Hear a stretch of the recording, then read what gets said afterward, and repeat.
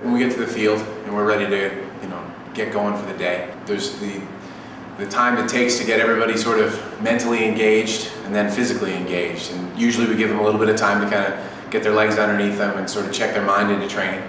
But then from there on, it's my job to make sure that when I turn them over to the coaching staff and to Bob, that they're ready for whatever they have planned for training. I gear a physical preparation with flexibility, activation of their muscles, making sure their mind is ready to tell them what they need to do, and put them through appropriate patterns on the field from a movement standpoint so that it can replicate and prepare them for what they need to do on the field. It's nice and easy, one leg just comes up.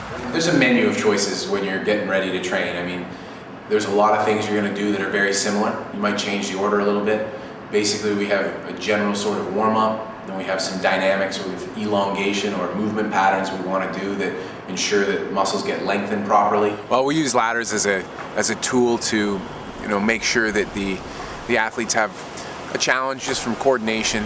It helps them get their nervous system activated, forces a little bit of complexity with their footwork. Their feet are moving fast before they get ready to train and kick the ball around. Using the heart rate monitors in training is really just a supplemental tool for us to sort of be able to manage all of the athletes throughout a tournament, throughout training, making sure they're getting what they need, making sure training is delivering that, and making sure we don't always do too much. So making sure we can continue to challenge them, but also give them enough to recover, and we can manage them individually as how hard they're working and how much recovery they need to be successful on the field.